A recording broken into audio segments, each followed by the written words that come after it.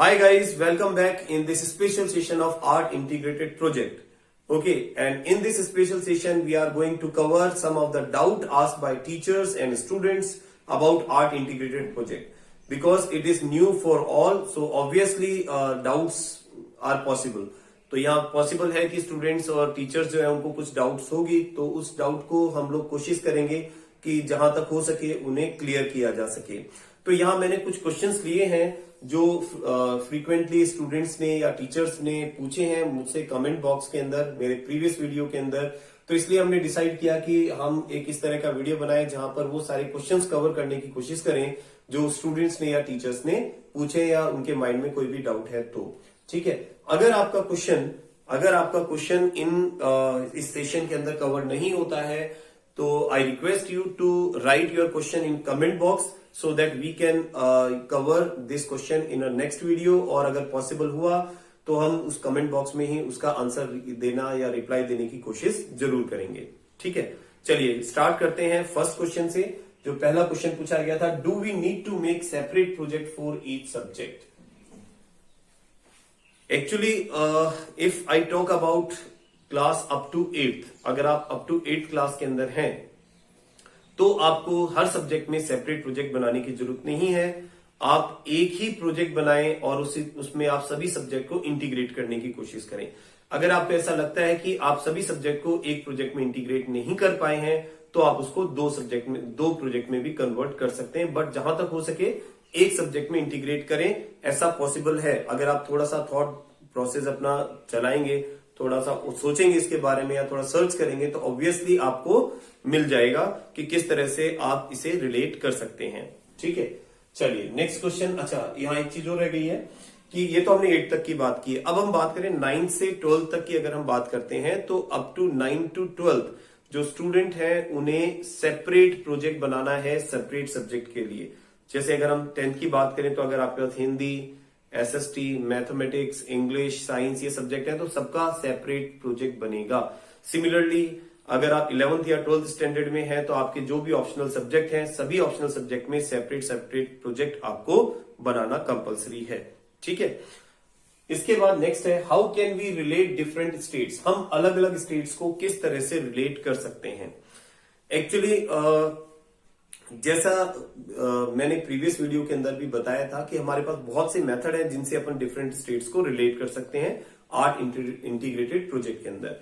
अब प्रॉब्लम ये आती है कि रिलेट तो कर देते हैं, ठीक है, जैसे SST के अंदर, सोशल स्टडीज के अंदर आप देखें तो वहां रिलेट करना काफी ज्यादा पॉसिबल होता है। बाकी स्टूडेंट सोचते हैं हम साइंस में कैसे रिलेट करेंगे, हम उसे मैथमेटिक्स में कैसे रिलेट करेंगे, साइंस में फिजिक्स में कैसे रिलेट करेंगे। Actually it is very simple.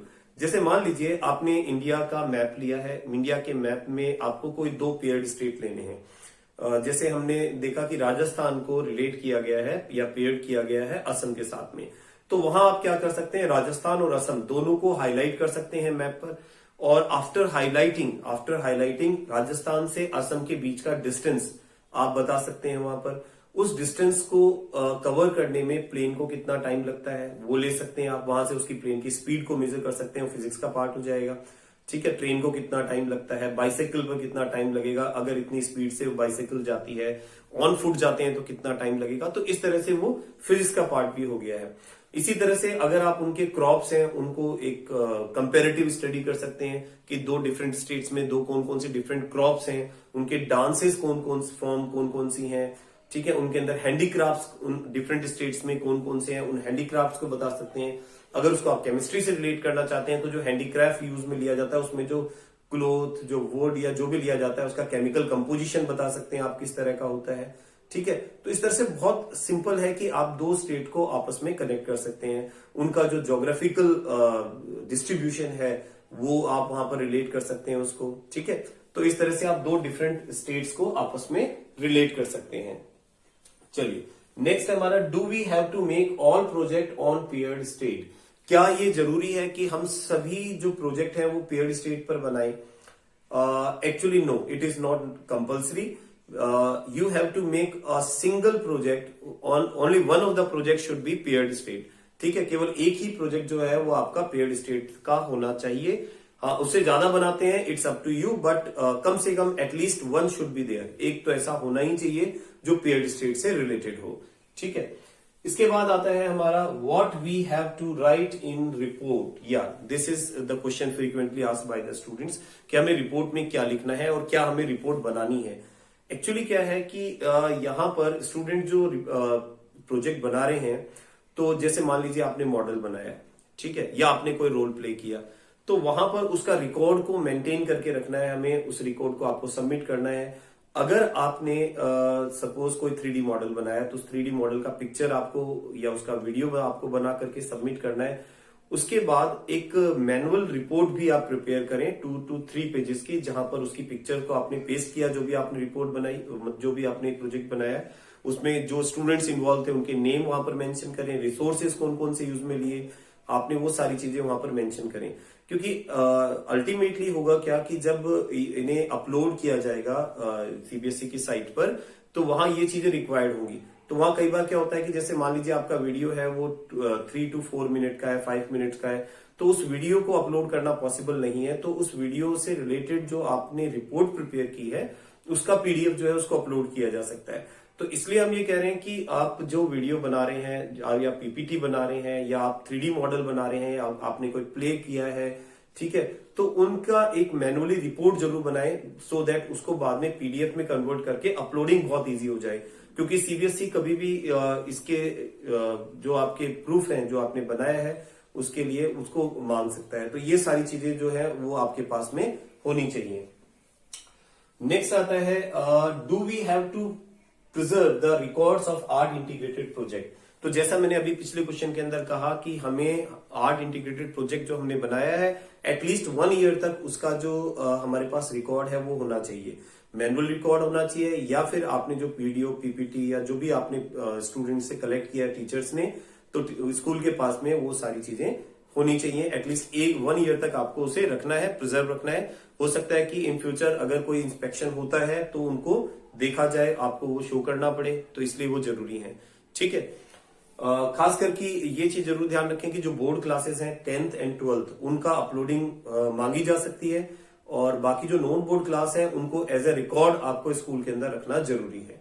ठीक है, इसके बाद नेक्स्ट जो आता है हमारा next question, that is 6th question, is it necessary to make project in a group of 4 or 5 students.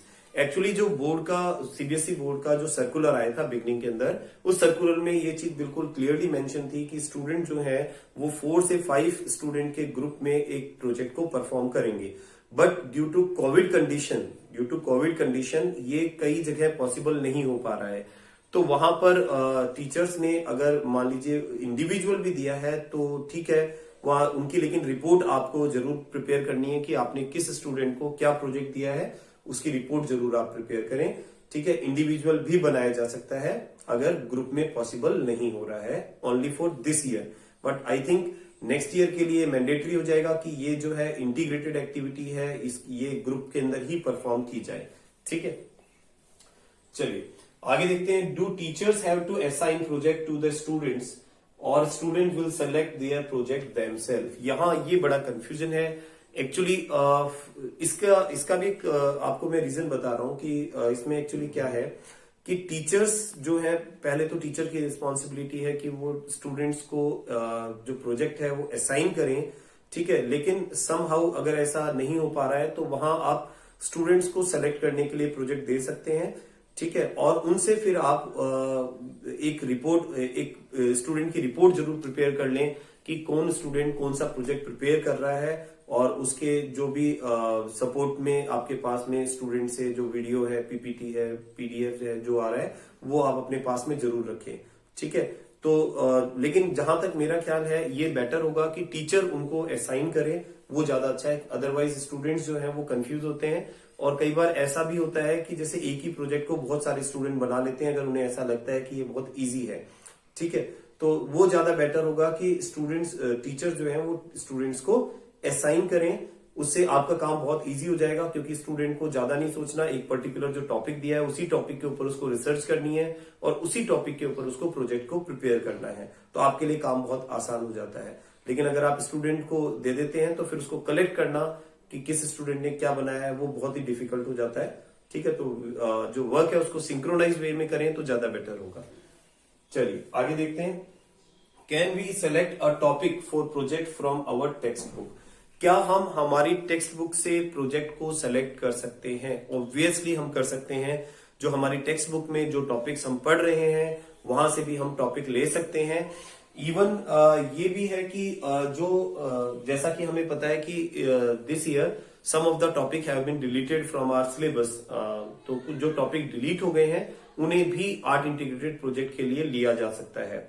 ठीक है, और जो टॉपिक डिलीट नहीं हुए उनमें से तो लेना पॉसिबल है ही, उनमें तो लिया ही जा सकता है, तो ये भी चीज ध्यान रखें। नेक्स्ट है हमारे पास में, what is the role of teacher in art integrated, sorry इससे ऊपर वाला क्वेश्चन है, do we have to make a single project for whole year? क्या हमें पूरे साल के लिए एक सिंगल प्रोजेक्ट बनाना है? एक्चुअली यहां पर ये भी ध्यान रखना जरूरी है कि जैसे हमारे पास टर्म फर्स्ट होता है, टर्म सेकंड होता है, तो हर टर्म के लिए जो प्रोजेक्ट है वो सेपरेट बनेगा।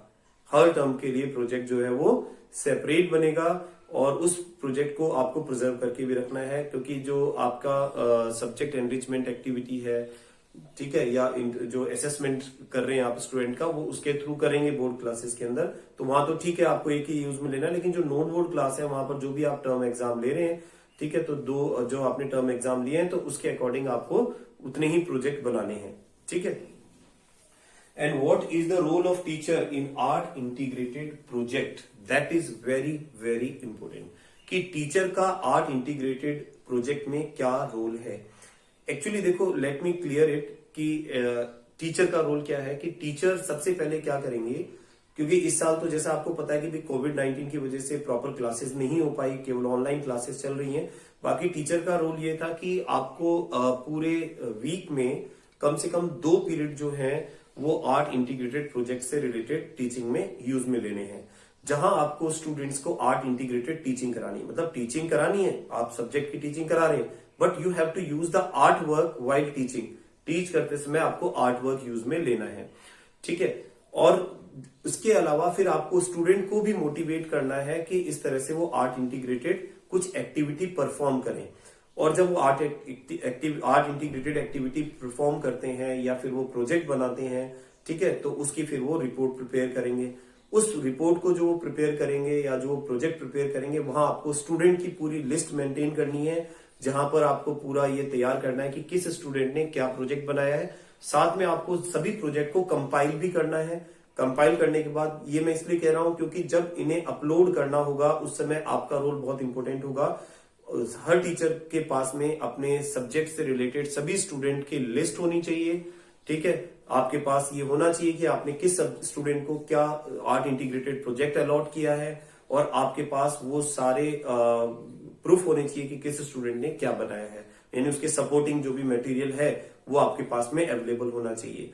ठीक है, तो एक्चुअली ये टीचर का रोल जो है इसमें काफी इंपॉर्टेंट है। और ये भी बता दें कि आर्ट इंटीग्रेटेड प्रोजेक्ट स्टार्ट क्यों हुआ, इसका रीजन क्या था। एक्चुअली जो हमारा सब्जेक्ट है, जो भी सब्जेक्ट हम पढ़ा रहे हैं, उसको और ज्यादा इंटरेस्टिंग बनाने के लिए, स्टूडेंट का और ज्यादा इन्वॉल्वमेंट करने के लिए, टीचिंग को बहुत ज्यादा फन की तरह बनाने के लिए इसको इन्वॉल्व किया है टीचिंग के अंदर।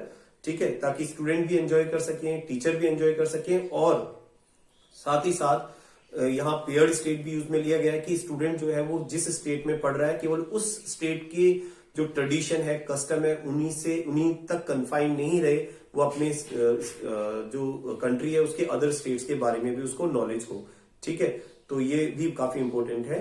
तो ये हमने 10 क्वेश्चंस यहाँ पर ले लिए हैं। नेक्स्ट स्लाइड के अंदर हम देखते हैं आगे के और 10 क्वेश्चंस।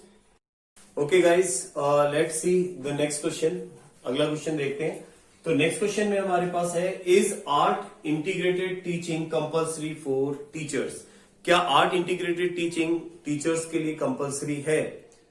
यस, बिल्कुल कंपल्सरी है। जैसा हमने प्रीवियस एक क्वेश्चन के अंदर बताया था कि एटलीस्ट 2 कम से कम पीरियड जो है वो कंपल्सरी है एक वीक के अंदर आर्ट इंटीग्रेटेड टीचिंग के लिए, जिसमें टीचर को आर्ट टीचर की हेल्प से कोई आर्ट या तो मॉडल बनाना है या कोई भी आर्ट से रिलेटेड चीज बना करके स्टूडेंट्स को आर्ट इंटीग्रेटेड टीचिंग करानी है, अपने सब्जेक्ट की आर्ट इंटीग्रेटेड टीचिंग करानी है।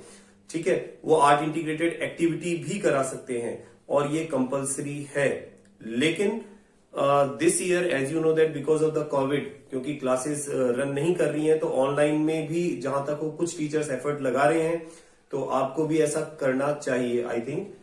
और नेक्स्ट ईयर से तो it will be compulsory. Okay, so next आता है, do teachers have to make art integrated exemplars. Okay, ये चीज बड़ी इंपॉर्टेंट है, क्योंकि जैसा रिसेंटली एक सर्कुलर आया था सीबीएसई बोर्ड का, जहां पर टीचर्स के लिए एक art integrated related competition organise हुआ था, जिसमें जिसकी डेट भी अभी एक्सटेंड कर दी गई है। आई थिंक 28 नवंबर वो डेट कर दी गई है, जहां टीचर्स को एग्जाम्पलर प्रिपेयर करने हैं और उन एग्जाम्पलर के बारे में उन्हें सीबीएसई के साइट पर अपलोडिंग करनी है, वो सारे एग्जाम्पलर जो उन्होंने बनाए हैं, ठीक है, अपने सब्जेक्ट से रिलेटेड। लेकिन इसका मतलब ये नहीं है कि वहां केवल वो उस टेक्स्ट को ही अपलोड करें, उन्हें उनको बना करके रखना भी है, क्योंकि सीबीएसई कभी भी टीचर से उन्हें अपलोड करने के लिए कह सकता है जो एग्जाम्पलर उन्होंने प्रिपेयर किए हैं। एग्जाम्पलर से मेरा क्या मतलब है, जैसे हमने स्टूडेंट्स को आर्ट इंटीग्रेटेड प्रोजेक्ट दे दिए हैं, लेकिन आर्ट इंटीग्रेटेड प्रोजेक्ट देने के बाद अब स्टूडेंट जो है वो कैसे परफॉर्म करेंगे, एटलीस्ट उन्हें टीचर की तरफ से कोई गाइडेंस तो मिलना चाहिए, उन्हें कुछ इस तरह का एग्जाम्पल मिलना चाहिए जिसे देख करके वो खुद अपना आर्ट इंटीग्रेटेड प्रोजेक्ट जो है उससे प्रिपेयर कर सके। तो एक तरह से एग्जाम्पलर जो है वो स्टूडेंट की हेल्प के लिए ही है, कि स्टूडेंट को वो एग्जाम्पलर देख करके हेल्प मिल सके, ठीक है। लेकिन अभी फिलहाल आपको सीबीएसई की साइट पर उस एग्जाम्पलर का वीडियो वगैरह अपलोड नहीं करना है, आपको केवल उससे रिलेटेड जो है जो आपके टेक्स्ट है वो आपको वहां पर अपलोड करने हैं, ठीक है, उसकी रिपोर्ट अपलोड करनी है एक तरह से, ठीक है। लेकिन उसको बना करके आपको अपने पास प्रिजर्व रखना है, क्योंकि कभी भी उसे अपलोड करने के लिए कहा जा सकता है। नेक्स्ट है आपके पास, how can we store data of art integrated project when school are closed. Okay, while school are closed. अब जैसे हमें पता है कि स्कूल क्लोज है, तो स्टूडेंट्स जो है वो स्कूल में सबमिट नहीं करा पा रहे हैं, तो वो सारा डाटा हम कैसे स्टोर करें। तो देखिए इसके 2 या 3 तरीके हैं, काफी सारे तरीके हैं। जैसे एक मेथड ये हो सकता है कि आप कोई ईमेल आईडी बनाएं और उस ईमेल आईडी पर टीचर्स से स्टूडेंट से वो सारे पीडीएफ जो उन्होंने प्रिपेयर किए हैं, या जो भी वीडियो बनाया है, या एटलीस्ट उन्होंने जो कोई पीपीटी बनाया है, पीडीएफ बनाया है, तो वो जो है उसको वहां अपलोड करने के लिए कहें, ठीक है। और आई थिंक उसका जो स्टोरेज होता है वो भी शायद 15 GB तक होता है, जहां वो स्टोर किया जा सकता है, ठीक है। तो ये काम किया जा सकता है पहला। दूसरा आप ये कर सकते हैं कि स्टूडेंट को यूट्यूब पर अपना वीडियो अगर उन्होंने बनाया है तो उसे अपलोड करने के लिए कह सकते हैं, और उसका जो लिंक है उसे आपके साथ शेयर करने के लिए कहा जा सकता है। उसमें आपका डाटा ज्यादा कंज्यूम नहीं होता है, क्योंकि एक्चुअली अगर हम व्हाट्सएप पर या किसी दूसरे मीडियम से स्टूडेंट से हम लोग वो डाटा मंगाते हैं, तो वो इतना ज्यादा हो जाता है कि हमारे फोन का स्टोरेज पूरा फिल हो जाएगा। तो हम कुछ ऐसा मेथड करें कि हमारा फोन का स्टोरेज भी फिल नहीं हो और स्टूडेंट का डाटा भी हमारे पास आ जाए। तो उसका बेटर तरीका यही है कि हम उसको यूट्यूब पर स्टूडेंट्स को अपलोड करने के लिए कहें और वहां से उसका लिंक जो है उनसे मंगवा लें। या फिर जैसे मैंने कहा कि एक आईडी जनरेट कर सकते हैं, मेल आईडी, और उस मेल आईडी पर उनसे पीडीएफ जो है वो हम मंगवा सकते हैं, ठीक है। या फिर अगर कोई छोटा मोटा पीपीटी वगैरह है तो उसको भी अपलोड करने के लिए कह सकते हैं, जिसकी जो मेमोरी है वो कम हो तो इजिली हो जाएगा, ठीक है। तो ऐसा किया जा सकता है। चलिए इसके बाद नेक्स्ट जो आता है वो है what type of resources can we use to make project. तो ये चीज स्पेसिफाई की गई थी सर्कुलर में जो सीबीएसई बोर्ड की तरफ से आया था कि स्टूडेंट्स जो है जहां तक हो सके जो रिसोर्सेज है लोकल रिसोर्सेज का यूज करके अपना आर्ट इंटीग्रेटेड प्रोजेक्ट बनाएं। बहुत ज्यादा उसको एक्सपेंसिव नहीं बनाए, बहुत ज्यादा कॉम्प्लेक्स नहीं बनाए, कॉम्प्लिकेटेड नहीं बनाए, सिंपलिसिटी के साथ में उसे बनाने की कोशिश करें। लोकल रिसोर्सेज का यूज करते हुए उसको बनाने की कोशिश करें तो वो ज्यादा बेटर होगा, ठीक है। तो इस तरह की रिसोर्सेज काम में लिए जा सकते हैं।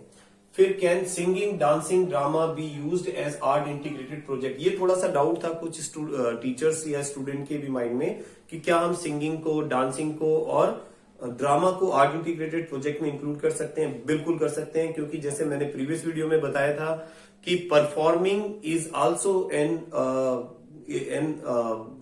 Factor of art integrated project. तो आप परफॉर्मिंग को भी यूज में ले सकते हैं। तो परफॉर्मेंस के अंदर आपका डांस, ड्रामा और सिंगिंग भी आ सकता है। तो इसको जैसे कैसे कनेक्ट करें, एक्चुअली मैं थोड़ा सा इसको बता देता हूं आपको कि जैसे परफॉर्मिंग में अगर आप डांस परफॉर्म कर रहे हैं तो डांस के अंदर बहुत सारी ऐसी फॉर्म्स होती हैं, बहुत सारे ऐसे पोजेस होते हैं जहां बहुत सारे ज्योमेट्रिकल शेप्स बनते हैं, ट्राइंगल बनता है, स्ट्रेट लाइन बनती है, सर्कल बनता है, ठीक है, तो उनको आप वहां पर रिप्रेजेंट कर सकते हैं। इसके अलावा अगर हम बात करें सिंगिंग की, तो सिंगिंग में जैसे बहुत से ऐसी चीजें होती हैं जिन्हें आप सिंगिंग से कनेक्ट करके उसको अच्छी तरह से मेमोराइज कर सकते हैं। जैसे साइंस के अंदर पीरियोडिक टेबल होती है, पीरियोडिक टेबल जो है उन एलिमेंट्स का को मिला करके एक सॉन्ग बनाया जा सकता है जिससे कि स्टूडेंट इजिली उसको रिटेन कर सके।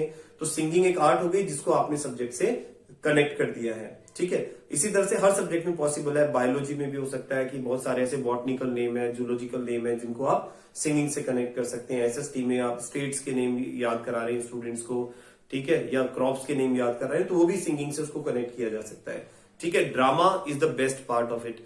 यहां पर ड्रामा सबसे बेस्ट इसलिए क्योंकि बहुत सारी ऐसी चीजें हैं जिनको आप ड्रामा के थ्रू एक्सप्लेन कर सकते हैं। बहुत सारी कल्चर को एक्सप्लेन कर सकते हैं, साइंस को भी एक्सप्लेन कर सकते हैं। कुछ दिन पहले हमने जो हमारे स्कूल के अंदर एक ड्रामा टाइप में परफॉर्म किया था जहां पर जैसे कुछ स्टूडेंट्स ने अलग अलग रोल प्ले किया।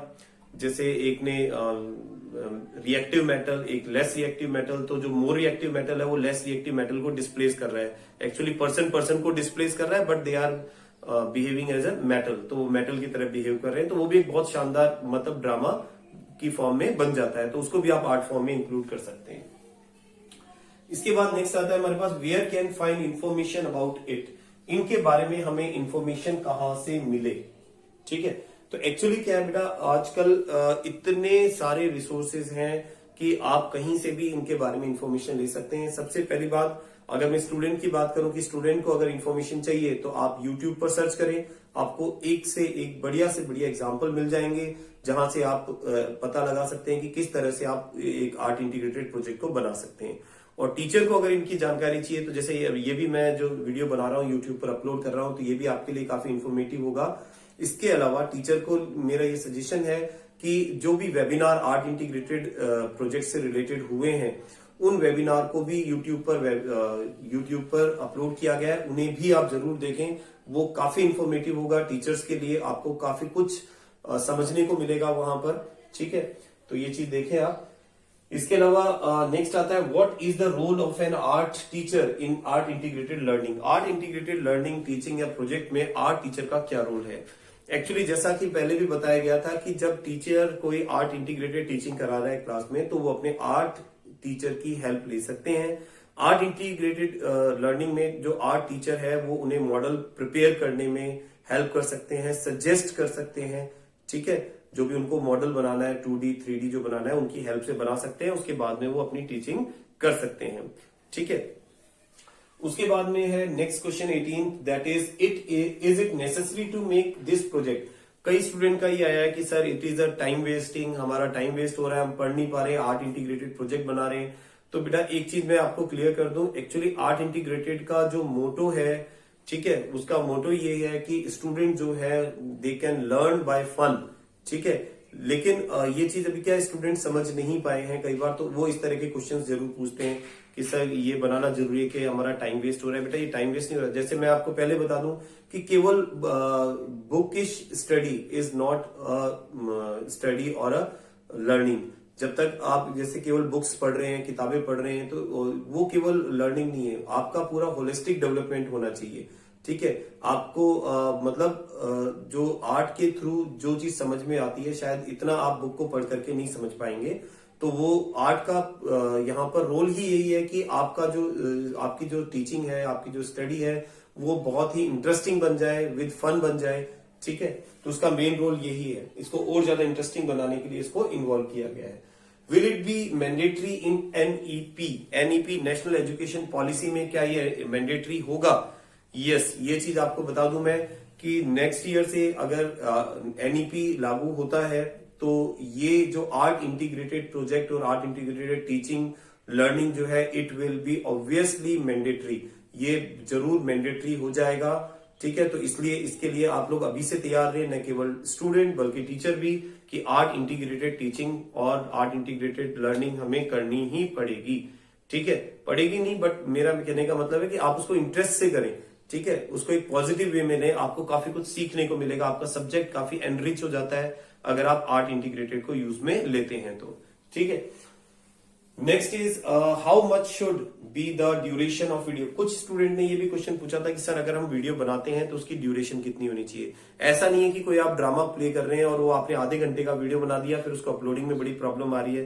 तो बेटा वीडियो को शॉर्ट रखें, कम से कम 2-3 मिनट का वीडियो रखें, उसको भी कंप्रेस करें, क्योंकि आजकल बहुत सारे इस तरह के ऐप हैं जिनके थ्रू आप वीडियो को कंप्रेस कर सकते हैं और कंप्रेस करने के बाद उसको अपलोड करें आप, ठीक है। अदरवाइज फिर आपको यूट्यूब पर अपलोड करके और उसका लिंक शेयर करना पड़ेगा। आप डायरेक्टली उसको अपने टीचर को नहीं भेज पाएंगे अगर उसका ड्यूरेशन बहुत लंबा होगा। तो वीडियो को शॉर्ट रखें, ज्यादा लंबा वीडियो नहीं रखें, उसको कंप्रेस करें, ठीक है। सो आई थिंक आपको ज्यादातर आपके क्वेश्चंस का आंसर मिल गया होगा। फिर भी अगर आपके क्वेश्चंस आपको इससे आर्ट इंटीग्रेटेड प्रोजेक्ट से रिलेटेड अगर आपके कोई क्वेश्चन है तो आप कमेंट बॉक्स के अंदर जरूर मेंशन करें और we will be more happy to answer your questions, ठीक है। और नेक्स्ट वीडियो में हम कोशिश करेंगे आपके उन क्वेश्चंस का आंसर देने की जो आप हमें सेंड करेंगे। तो आज के लिए इतना ही, फिर मिलेंगे नेक्स्ट वीडियो में नए टॉपिक के साथ में। तब तक के लिए गुड बाय।